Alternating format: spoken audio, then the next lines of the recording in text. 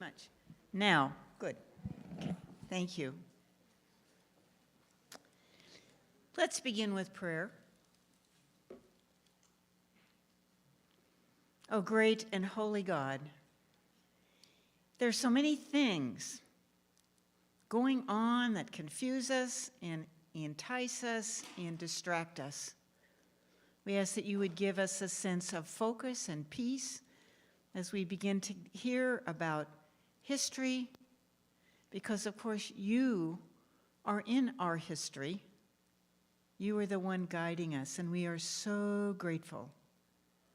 We thank you for the beauty of the day and the confidence that in the days to come, you are there with us, even as we get confused and lost.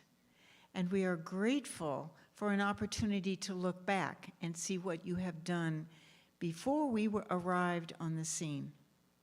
Help us to hear not only what our speaker says, but what you are saying to us today. In Jesus' name, amen. I was told I got to open up with scripture, and I'm going to give you one of my very favorite. It's John 10:10. The thief comes only to kill and to steal and to destroy. I came that they might have life and have it abundantly. And I was looking that up in our dear Dale Bruner's book that's in our library, and he says that he thinks the thieves that come are not evil, but they're the religious leaders that that confuse us. So today, maybe with that in mind, we get to hear something about more abundant life. But before we do that, we have an opportunity to sing. Our wonderful Glenn Jones is on the piano, and Rebecca has helped us with it. So if you would turn to number 687, O God, our help in ages past. And we're going to sing all the verses that are up above the bottom. So we're going to sing 1, 2, 3, and 4 and stop there. And please remain seated. Are we set?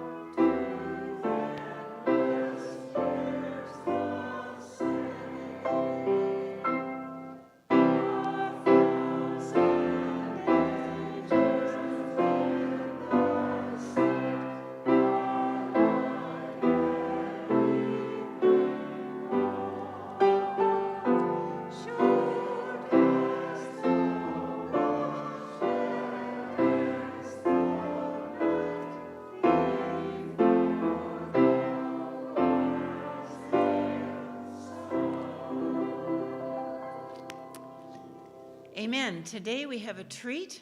Nancy Taylor, who is of the Presbyterian Historical Society, is going to come and tell us about our past and a bit about our future, I'm sure. So Nancy, welcome.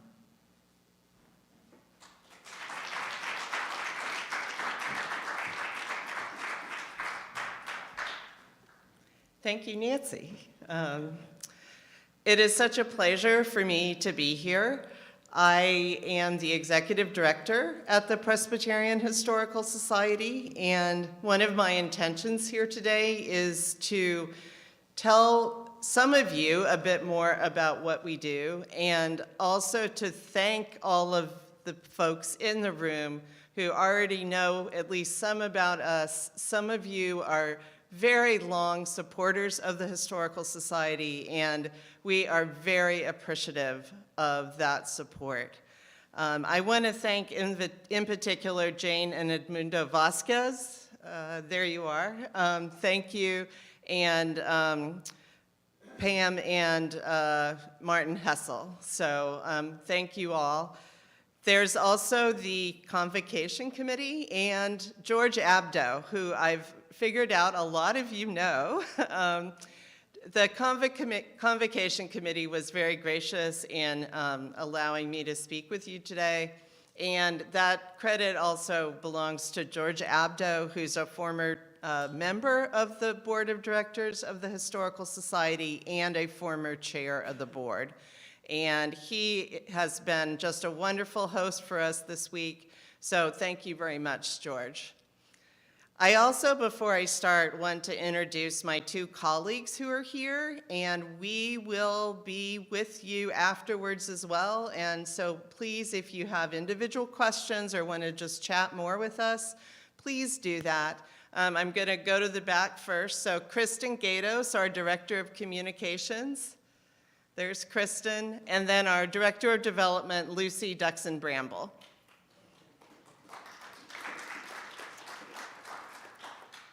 So I did say I would give a little bit of background about myself as way of an introduction. I am a Westerner. I was born in Montana and raised Presbyterian, first in Bozeman and Missoula, Montana, and then in Austin, Texas. I have been at the Presbyterian Historical Society since 1999. I started as an archivist, and I really took the job at the Historical Society because I saw my profession in archives and in history.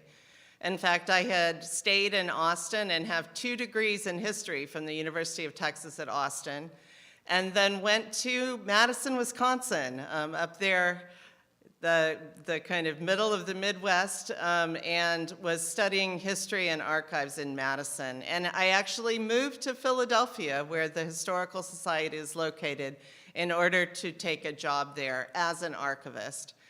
I have seen a lot of change in those 24 years since I first started.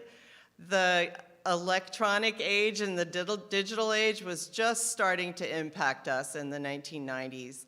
And now we do so much communication electronically. We are taking in and preserving electronic records. And I will say most importantly, and I'll speak more about this, we are increasingly wanting to be more of an outward-facing institution. We basically want to share as widely as possible the things that are in our collection and talk to folks about making sure our collection is as full as possible. And so that has been a real change I've seen in the last 8 years or so. But I'm going to start with just a little background.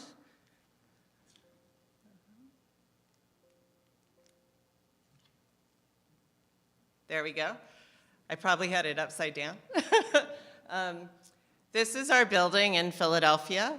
We were organized, the Presbyterian Historical Society was organized in 1852. 170 plus years ago. That makes us the oldest Protestant denominational archives in the United States, and we are the largest. And one reason we are so large is because we are the only archives for the Presbyterian Church, U.S.A. We don't have regional locations at this point. All of the records that are in our custody from around the country, from congregations and mid-councils and national agencies of the church. All the records that come to us are, for the most part, housed in this building. And I have, well, this is a slide of our storage area. We have over 40,000 of these white boxes that you see, filled with unique archival church records.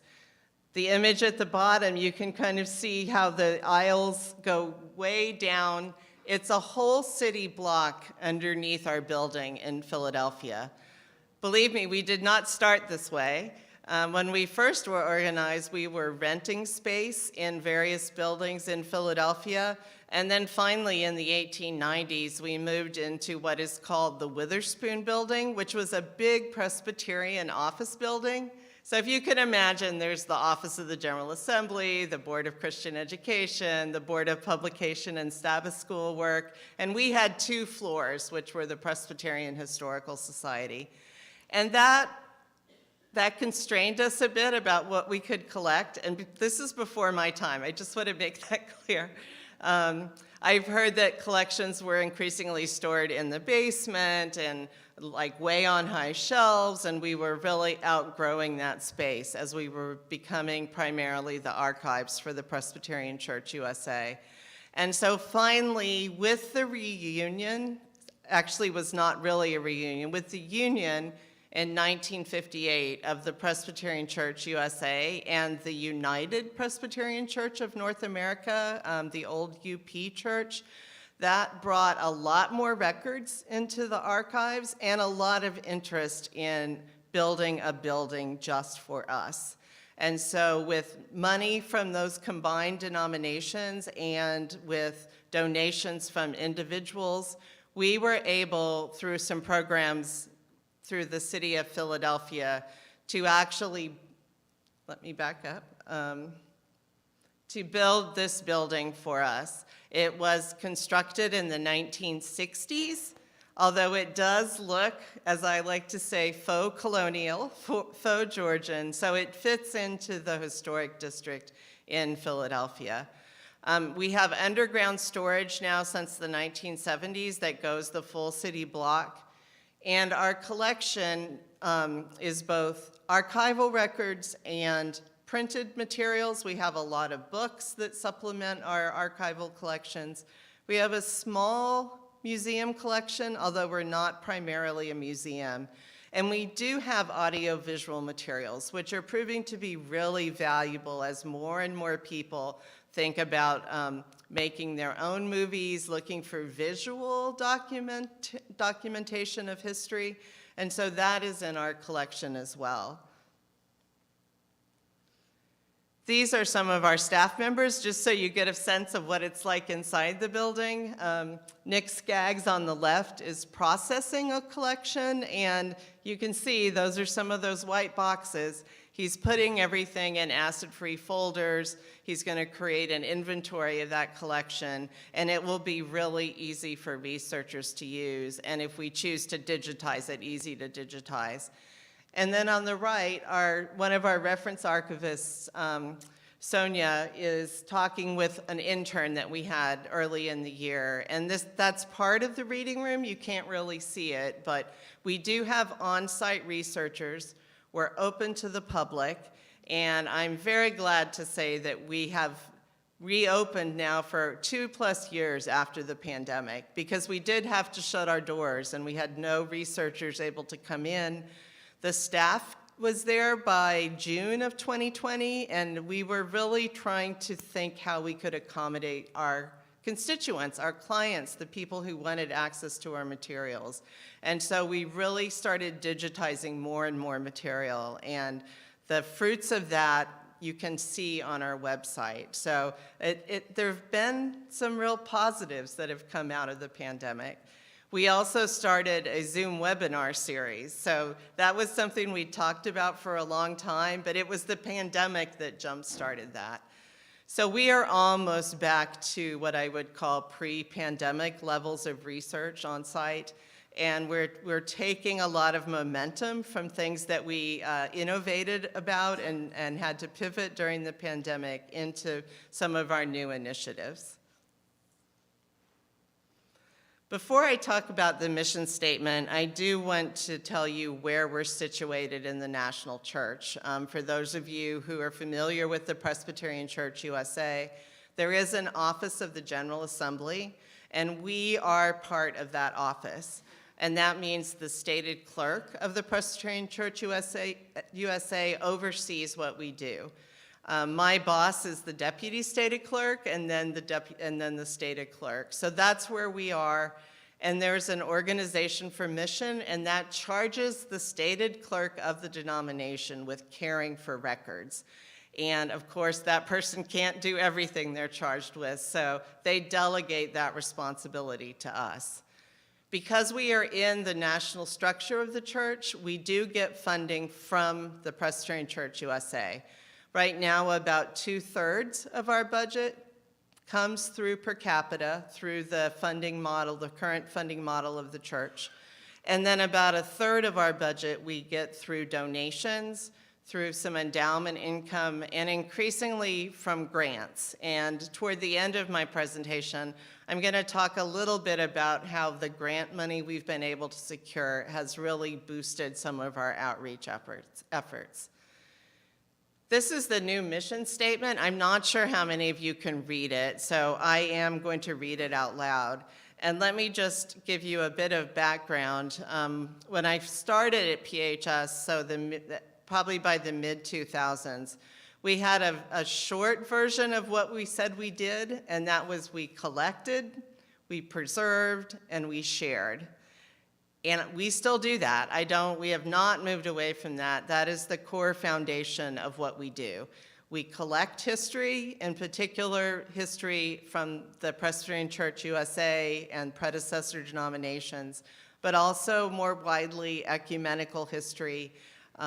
We preserve it. So if it comes into our collection, we want to make sure that we keep it in a fashion that it will be around for future users. And then we really want to share what we do. We are not just a storehouse. We want to make sure that there's a reason why we collect and preserve, and that is to allow people to use our collections. So that's been the 3 pillars of what we've been doing for quite a long time. And this mission statement that we've recently adopted this year, we tacked on a word at the end, and that is transform. And that is really where we see ourselves right now in terms of our work, our ministry in the denomination, and how we are interacting with folks that use our materials.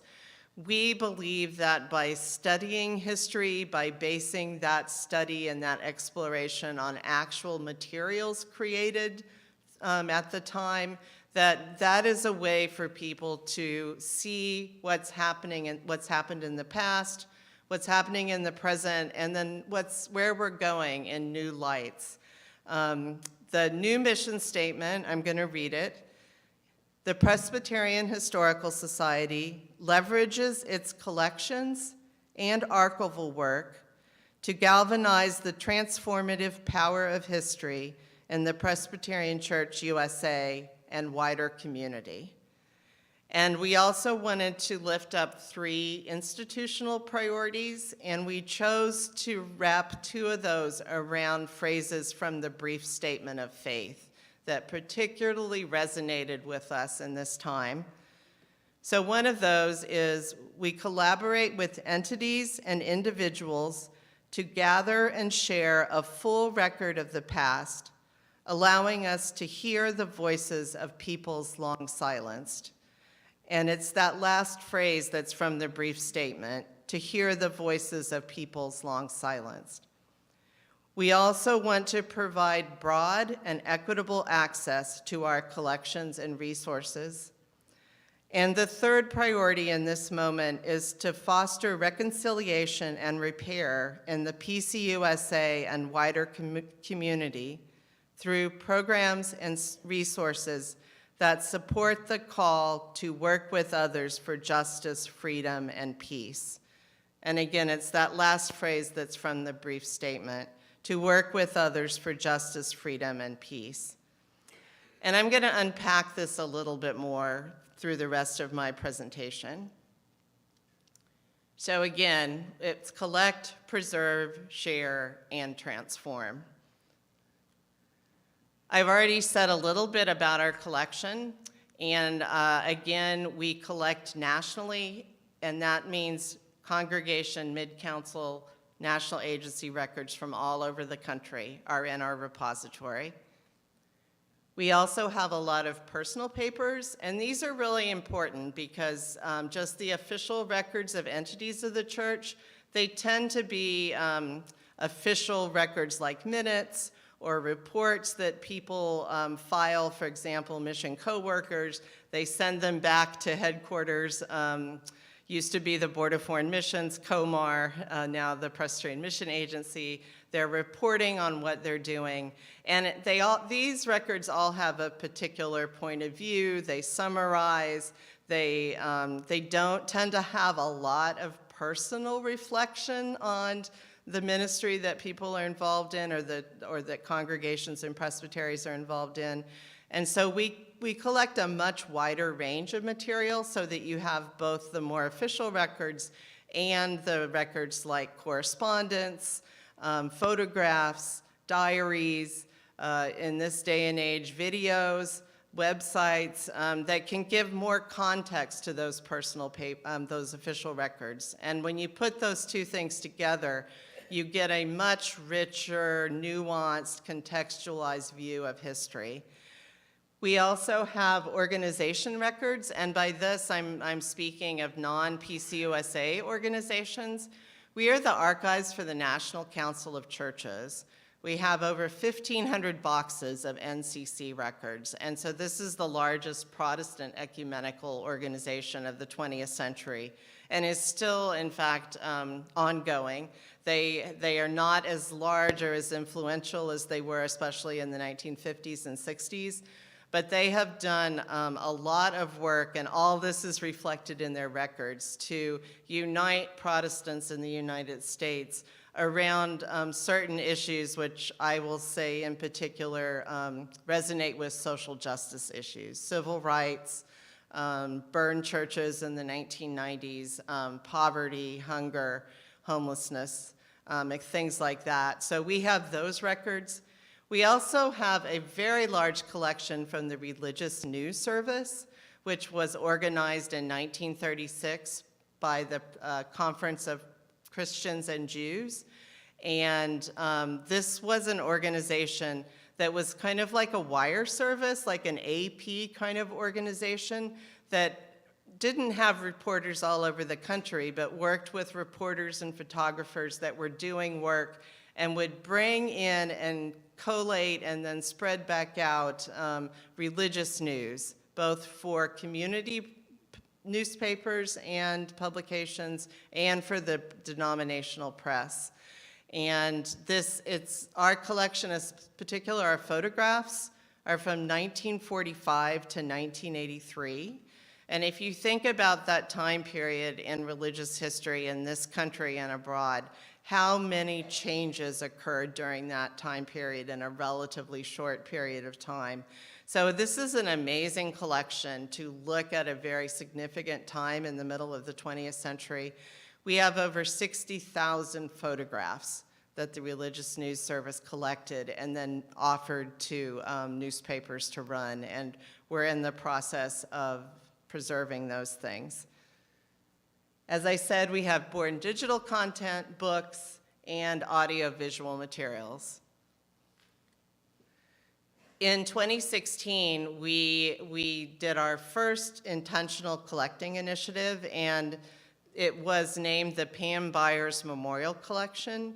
We had taken a step back to really look at the scope of our collection, what was in that, and there was a lot of very rich material, but where had we failed to bring in records? Where did we need to be more intentional to make sure that people's documents covering their experiences, things that might not, at least at certain times, be considered mainstream Presbyterian history, but is really valuable for understanding a very broad scope of experience. How could we get those in? And we started talking with the Covenant Network.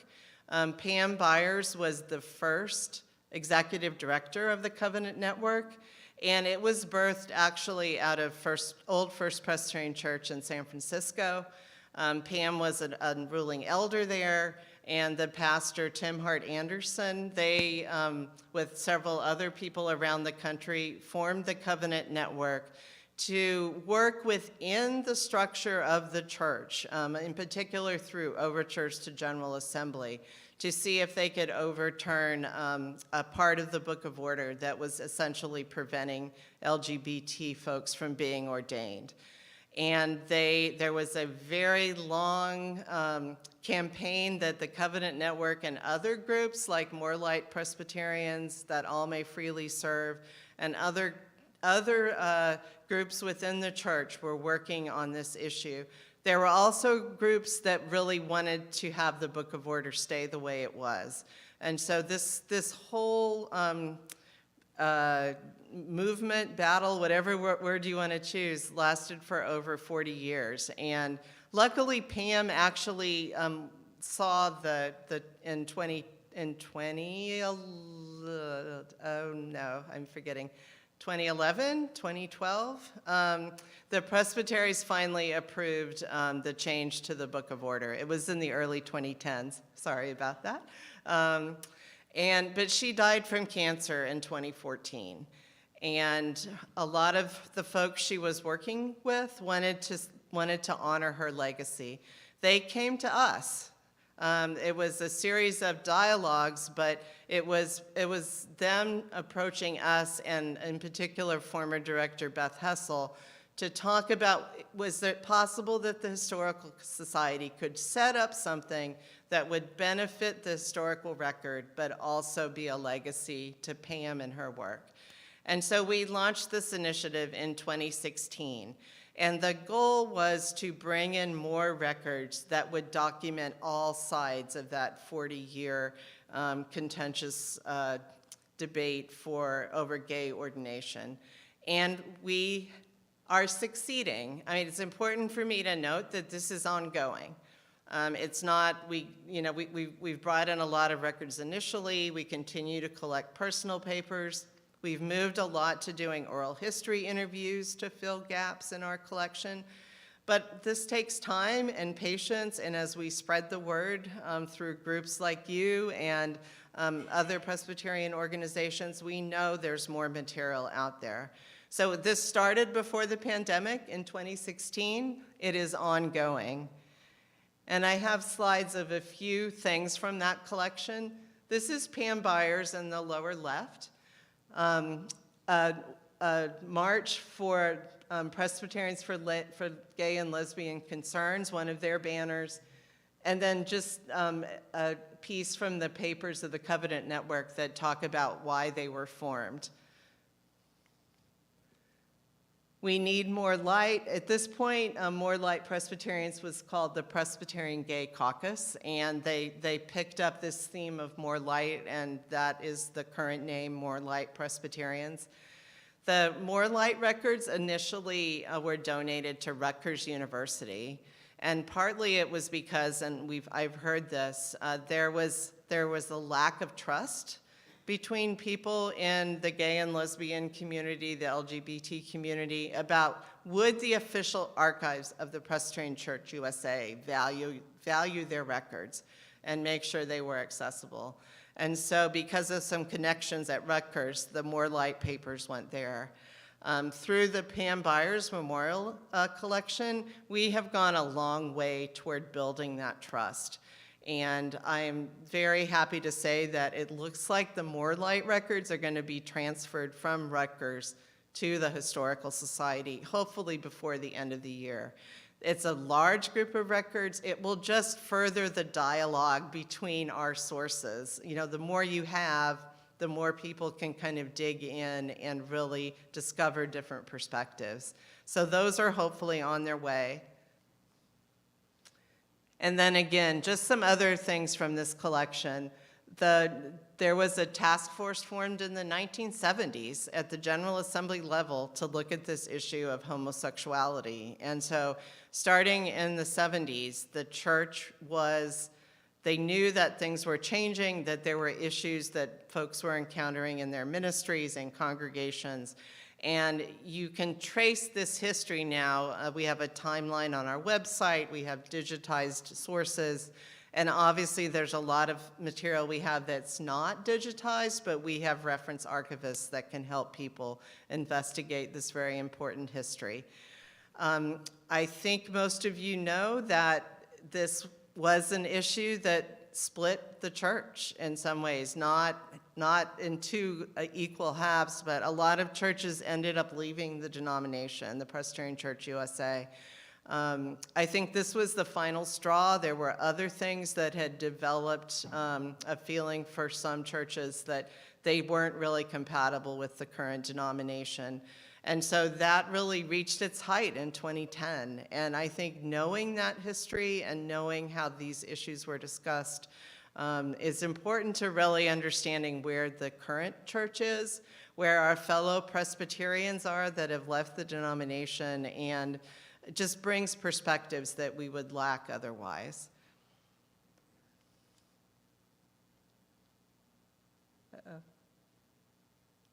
Okay. So the Pam Byers Memorial Collection was a successful initiative, and we decided we wanted to use that model. Thank you. We decided we wanted to use that model for the African American Leaders and Congregations Collective Initiative, which we started in 2018. As we had been looking at our collection and identifying gaps, we knew that we didn't have enough records to fully document or even to come close. I don't think there's any way you can fully document anything, but you can try to be much more open-minded and broad in what is a historical document, what voices and stories deserve to be archived in an institution like PHS. And we knew we needed to do better. And so, again, we were able to raise some money and launch this initiative. We call it, for short, the AALC. And it has also brought in a lot of materials into the collection that I'm not sure we would have gotten otherwise. Especially with personal papers, it's important to let people know that what they have is important and valuable and that we want them in the archives. And if the records are missing, there are other ways to capture stories. And again, one of those is oral histories. And so we have done a number of oral and video histories. And one result of the pandemic is that we have discovered you can do great interviews on Zoom. We never did that before the pandemic. We always felt we had to travel and talk with people in person. But if you can't do that, if it's just not convenient for either party, you can actually capture really good history by having a Zoom interview with someone. This initiative is also ongoing, and it's evolved somewhat, and one of the focuses we have right now is on free digitization of records held by congregations, either that were historically Black congregations or that may have transitioned in the predominant racial makeup as especially urban areas have changed over the 20th century. And we want to make this as easy as possible to bring these records into the collection. So with part of the money we've raised, we are offering some free digitization. We're spreading the word, more records are coming in. Our records archivist actually drove a car up to Queens, New York earlier in the year and was able to bring back records from 3 churches in Queens with him to PHS for digitization. So we know we're in this for the long term, and we want to do the best we can to be able to lift up this history now and in the future. If you've been following some of our newsletters, we've been sharing some of this history, and for us it's exciting. This is new history. It's not necessarily things that we knew a lot about, but we find it very compelling, and we're hoping that our audiences are finding it as compelling as well. These are just some images from the African American Leaders and Congregations Collecting Initiative. That's Thelma Adair. She was the first Black woman elected as moderator of the General Assembly. That's when they're putting the cross over her after her election. Photographs, again, are very valuable historical documents, much sought after. And this brings me to the Katie Geneva Cannon collection. It's been featured a lot lately, and I just want to say a little bit about this. Katie Cannon was the first Black woman ordained as a minister of Word and Sacrament in the United Presbyterian Church in the U.S.A. She is much better well known as a leading scholar, teacher, theologian, in particular of womanist theology. She had such an impact on so many people, and the more we have been talking about this collection and have heard people tell us about what a force she was, the more I am just so pleased that we are able to put more of her material out into the public. She passed away relatively unexpectedly in 2018. And her family was struggling about what to do with her personal papers. And they made the decision to split them up between Union Presbyterian Seminary in Richmond. That's where Katie Cannon was teaching at the time. There's the Center for Womanist Leadership named after her at Union Richmond. She had gone to seminary in New York City at Union Theological Seminary, and so some of her papers went up there to New York City, and then some of them came to us. And her niece, Bridget Cannon, in June of 2020, that first pandemic summer, had loaded all of these papers into a vehicle and made 3 stops, so Richmond, Virginia, Philadelphia, and then New York City. And we were really grateful to get some of these papers, but just thinking about, okay, they're separated by almost 350 miles. Is there any way they can be more accessible? And it was one of our staff members, David Stanunas, who had this idea, why don't we use some of the money we had raised through the AALC collecting initiative to see if we can digitize everything? So it's not that physically all of this material would land in Philadelphia permanently. The materials at both unions would come up to us temporarily. We would use our digitization program to scan everything. We would return the originals, and then we would be able, through our website, to host all of these materials in digital form, free to anyone worldwide with an internet connection. And we finished that project earlier this year. And we really wanted to spread the word and celebrate it. These are 2 photos of Katie Cannon,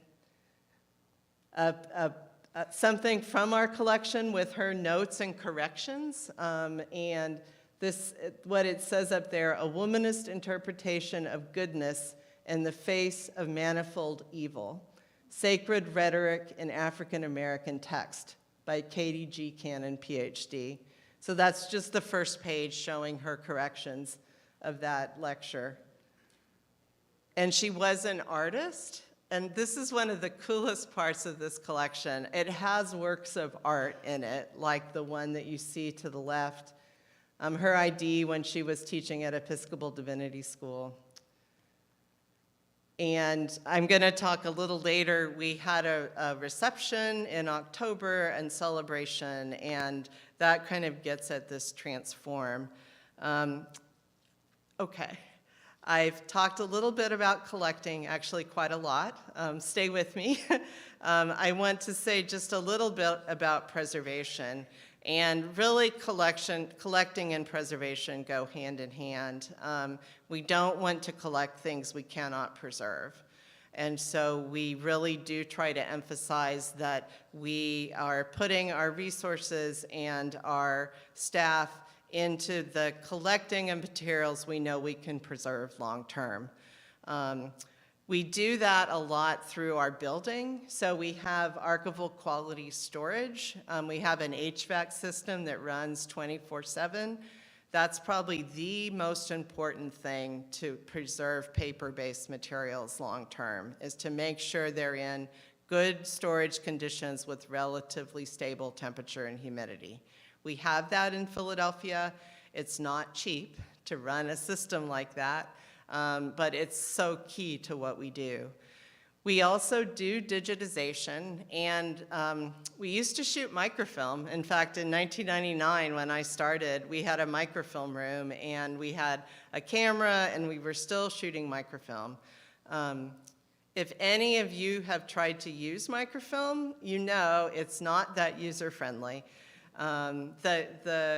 It was put out there as something that would last 500 years if you had a light source and a magnifier. That doesn't make it easier to use. We have transitioned to digitization and scanning. And there was, probably for the first 10 years in the profession as a whole, there was some anxiety. Okay, you're going to create all these electronic records, these digital files, and we know how quickly the technology changes. Are you actually going to be able to see what you're scanning in 25, 50 years? The profession and the Historical Society have come a long way in order to ensure that that is the case. And so I will say that I believe very strongly now that digitization is also a form of preservation. Anything that's preserved from the originals, even if the originals go back to congregations or mid-councils, we have that digital copy. So if there's a fire, if there's another kind of natural disaster, if things get misplaced, at least there's a copy somewhere of that material. It also really does allow us to share things much more widely. And so it starts to actually really get into that share and transform aspect as well.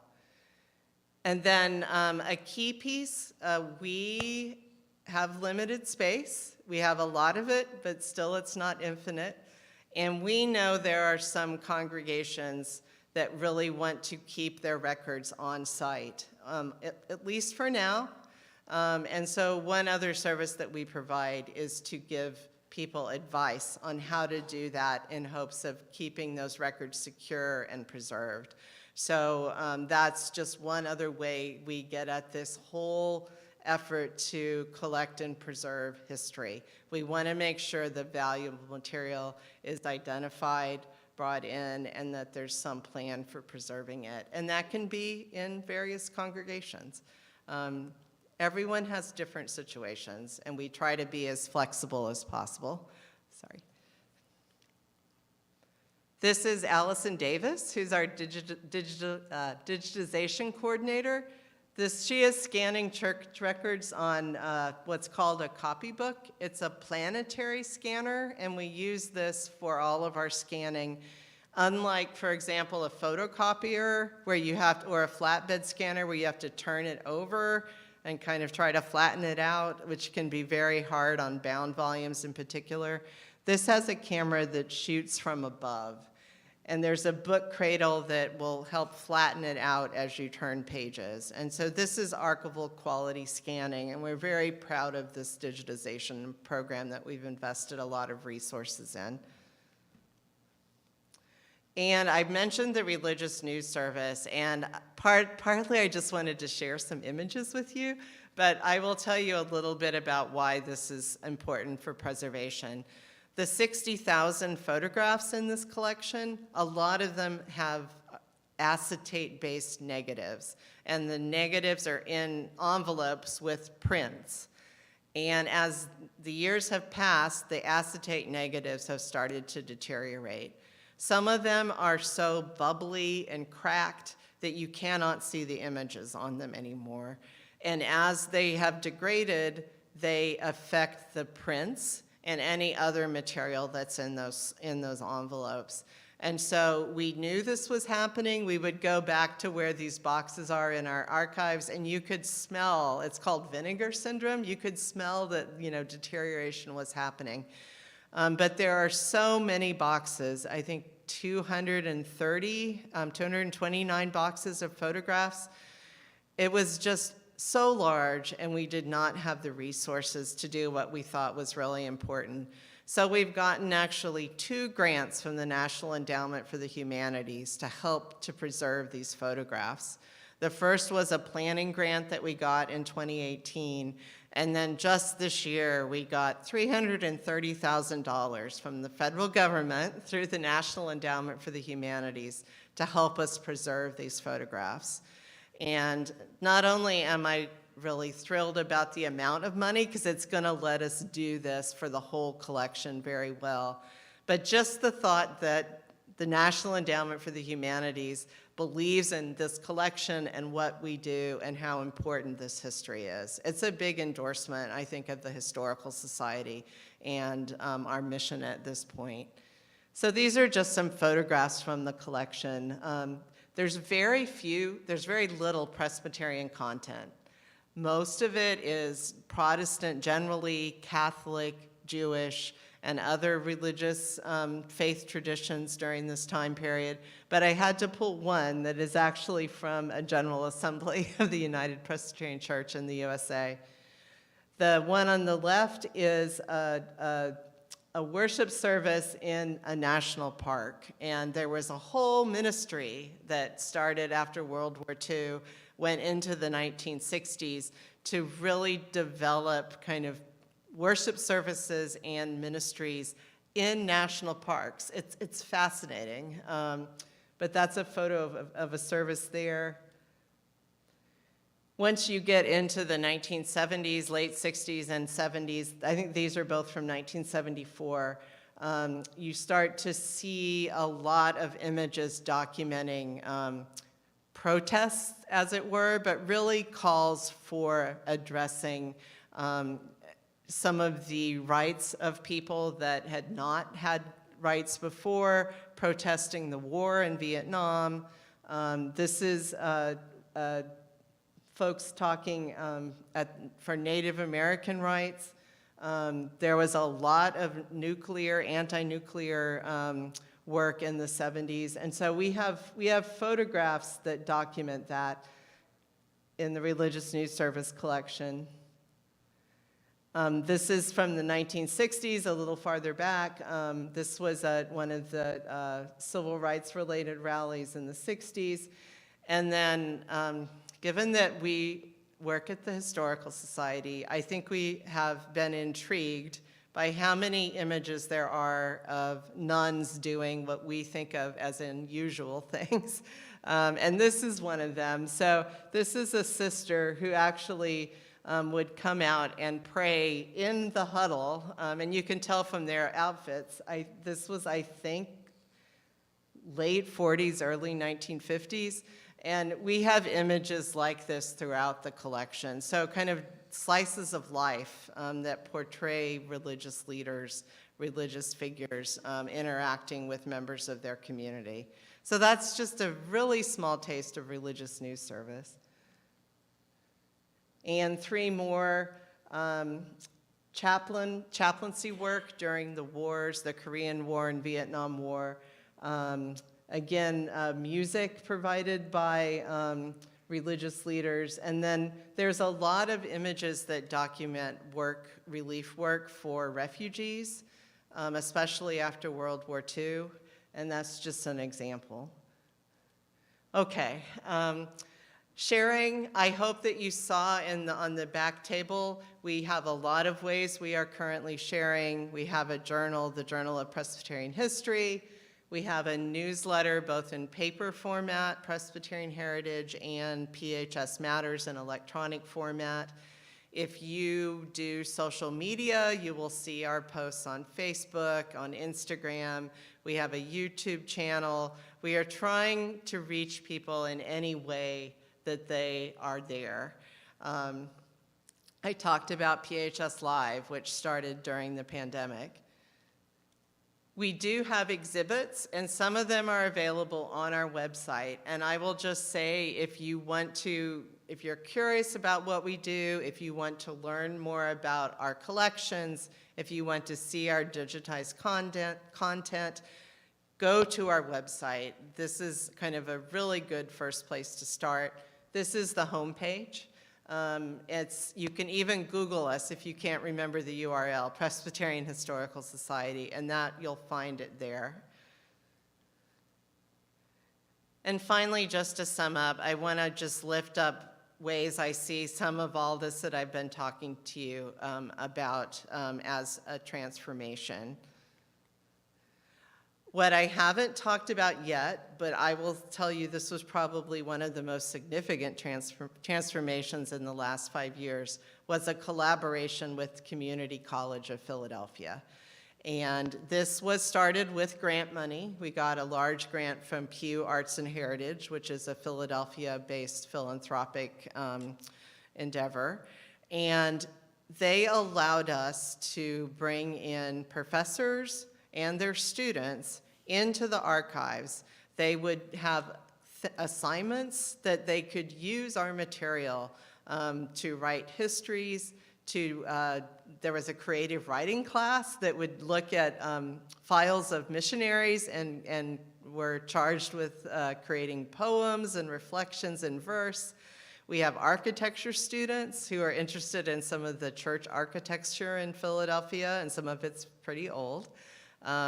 We have folks that are just learning how to write. So there's a beginning English class that is learning how to do good essays, and they come in and they use our material.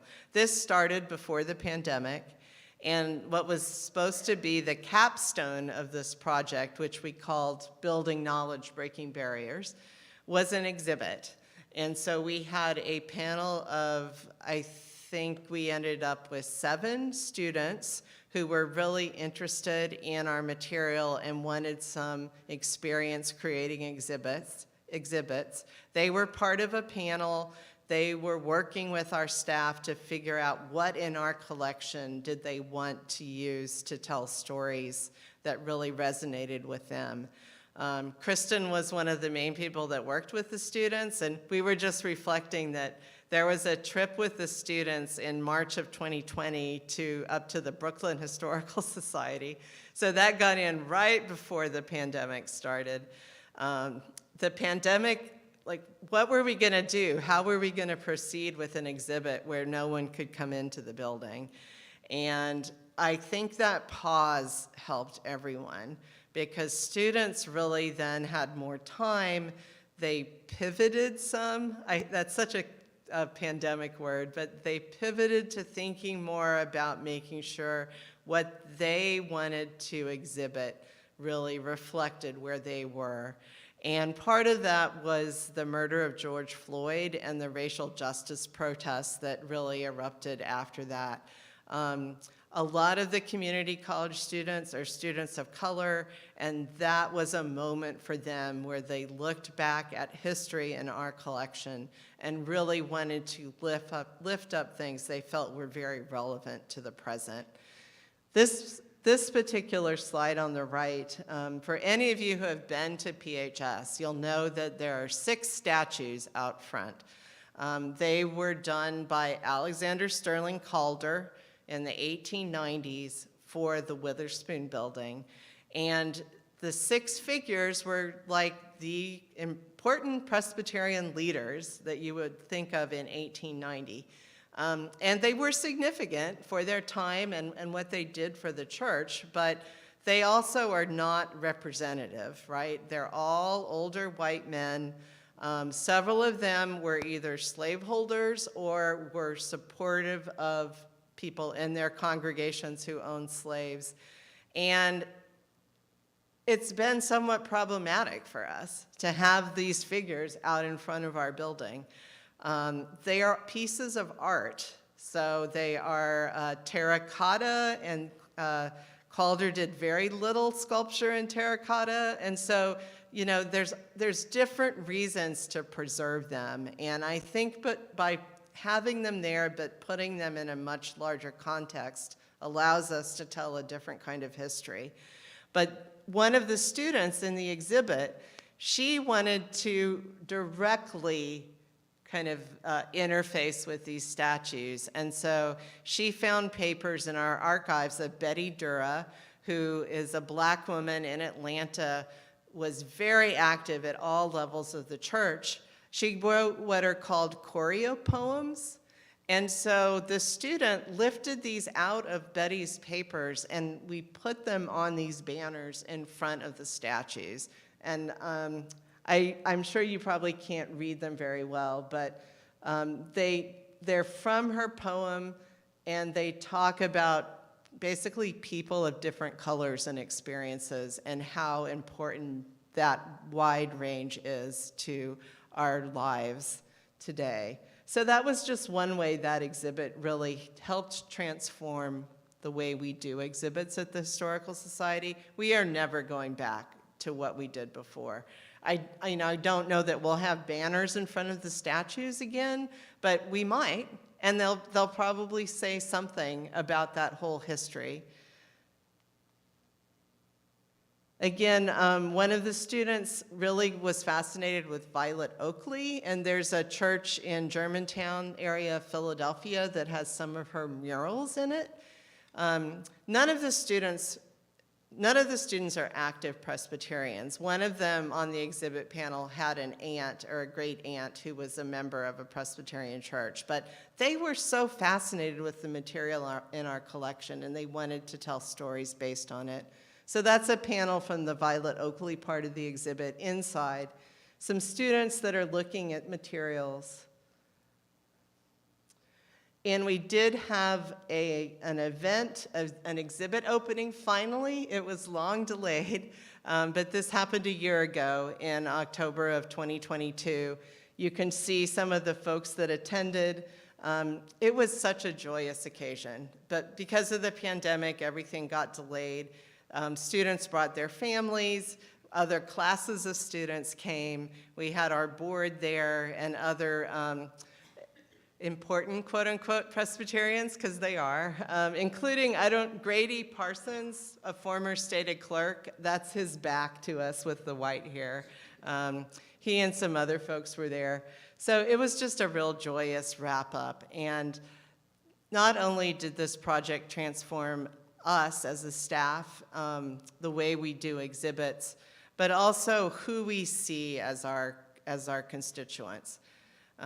Community college, they're in our community, yes, but to see students who had never had the opportunity to come into an archive be welcomed, and they would say this, you made us feel like we belong here and we are welcomed, and that what we think about your materials matter.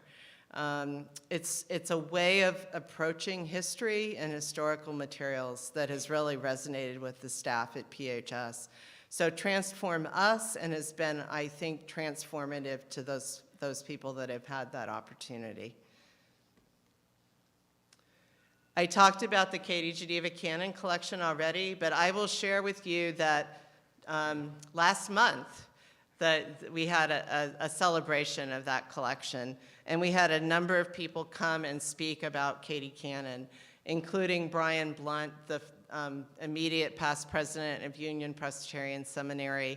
The woman in the middle, that's Bridget Cannon, Katie's niece, who drove the papers across the country.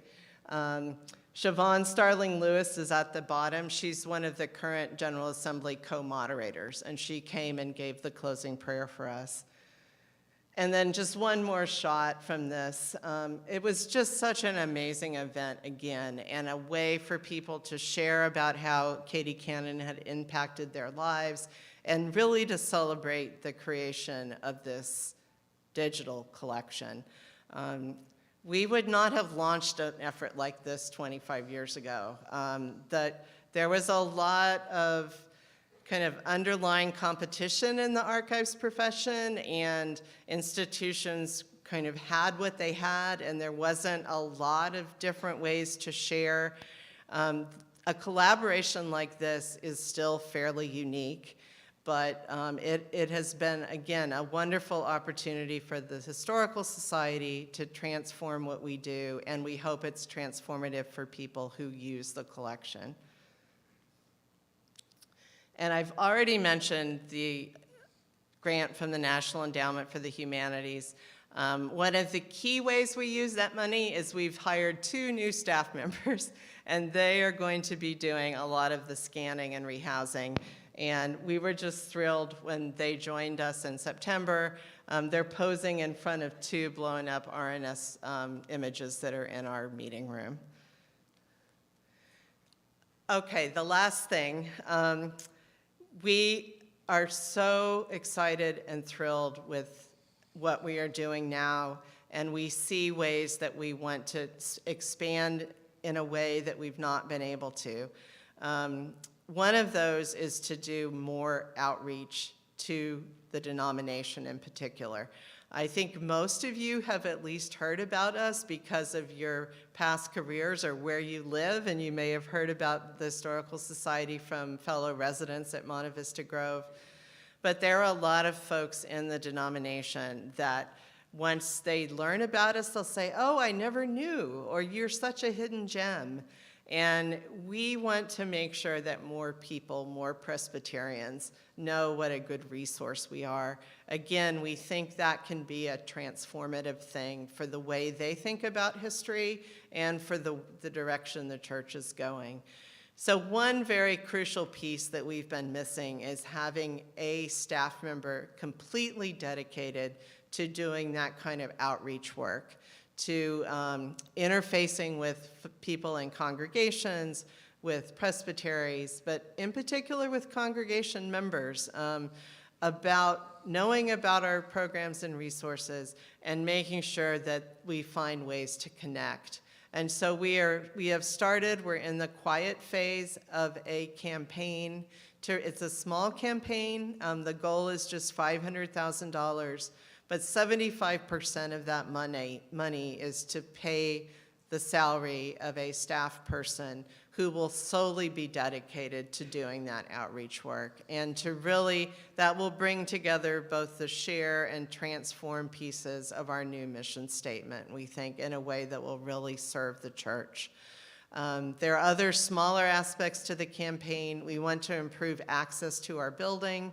Again, broad and equitable access is one of our priorities. We need a better access ramp. The platforms on the one we have are too small now, and it's not ADA compliant. And we want better furniture in our reading room. You have to crawl under the table to plug in anything right now, and that is just prohibitive for so many people. We also want to continue the collaboration with Community College of Philadelphia. So those are the 3 prongs, but the biggest one is to empower the future by sharing what a resource we believe we are to the church and to the wider community. I basically just said that. I forgot to switch the slide.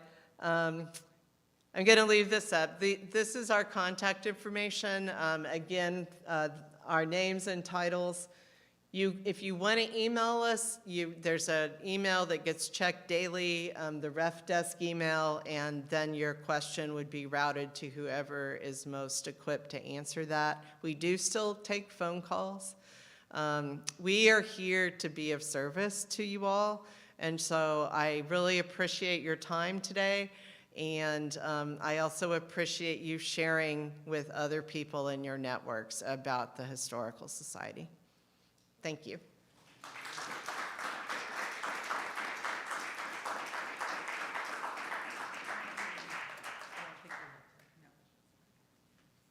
Well, this was wonderful. I've learned a whole lot of things I didn't know.